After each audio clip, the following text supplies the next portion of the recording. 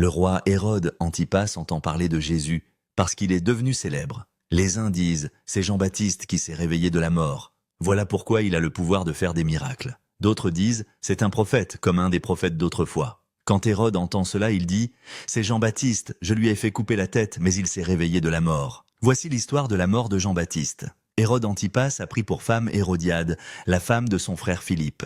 Jean dit à Hérode « tu n'as pas le droit de prendre la femme de ton frère. » Alors Hérode lui-même commande d'arrêter Jean, il le fait attacher et mettre en prison. Hérodiade déteste Jean et elle veut le faire mourir. Mais elle n'y arrive pas, parce que Hérode respecte Jean. Il sait que c'est un homme juste et saint, et il le protège.